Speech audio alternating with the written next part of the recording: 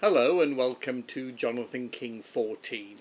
So I think when I left you I just had my first hit record. It was Everyone's Gone to the Moon.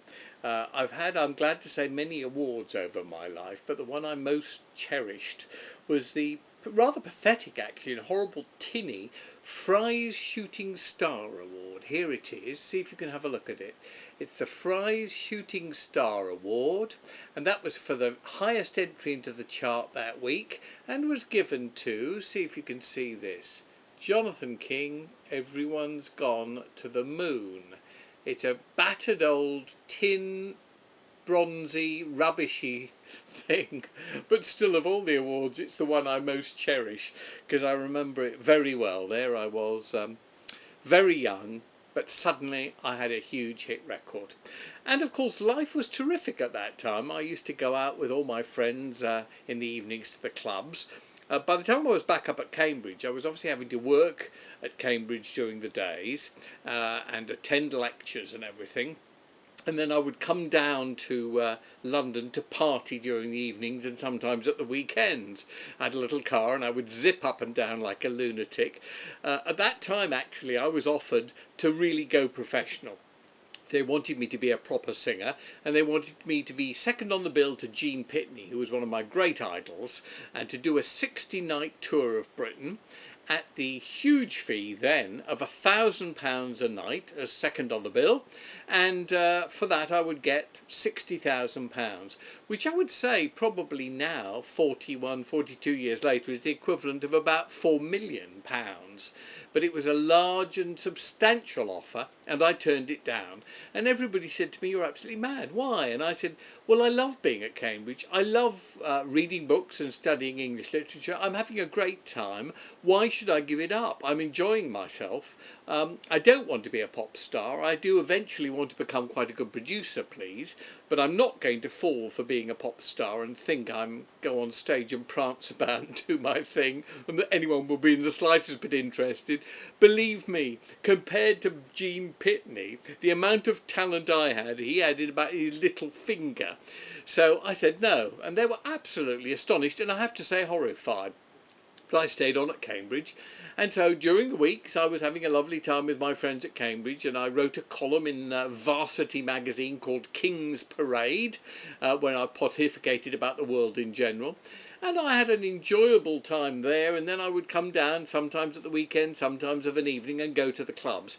Now, the big clubs in London at this time were the Ad Lib, probably was the biggest, the Scotch of St James, which was my personal favourite, the Cromwellian, and we all used to go to all of them, and it was like a sort of family, because you'd go and every night there would be Beatles, and there would be Rolling Stones, and there would be others there, Chas Chandler and all the rest of it, from the Animals.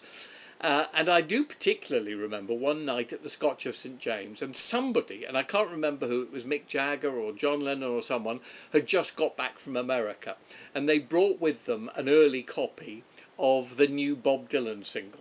He'd gone electric, and it was called Like a Rolling Stone. And we'd never heard it in London before. It was the first copy in the country. And the DJ put it on, and we were over the moon. We absolutely adored it. And we made the DJ play it all night long. He took the needle off and put it back on again. So therefore, for about 6 or 7 hours, it was like a rolling stone, like a rolling stone, like a rolling stone. We were all over the moon. We thought it was probably the greatest record ever made. And believe me, there were quite a few celebrities listening to it. And I remember another adventure at the Scotch of St James. I was in there because I always used to drink milk. I didn't drink and I didn't do drugs. So as a result, they kept cold milk in the fridge in all the clubs, especially for me, so I could make a point of showing them that I was not an alcoholic or a druggie. And nobody minded. They all tolerated it. They were all getting drunk out of their minds. I remember Eric Burden, a good old Newcastle Geordie lad, nicknamed me King Loon. And the reason he called me King Loon was because he said I got higher on milk than all the rest of them got on alcohol. But anyway, suddenly Chas Chandler from the Animals arrived, and with him was this boy who'd just flown in from Seattle, I think, who he said is going to be one of the great guitarists of all time, Jimi Hendrix. So Jimmy joined us at the table, and he was a really sweet guy, and we got on immediately, very, very well.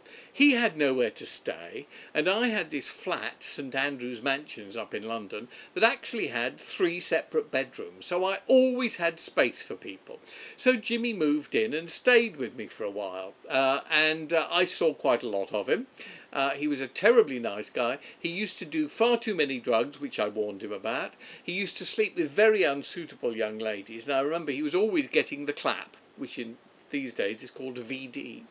And he never was aware that he had it. Now, I remember one day he was round at my house, here actually, and he said, "Oh, Jonathan, I think I've got it again. Can you have a look?" And he whipped out his organ, it's the only way I can put it, and sure enough, he had a dose of venereal disease. I said, "Jimmy, yes, of course you've got it. You must go to the doctor immediately." And he said, "I can't believe it. She can't have been a day over 14.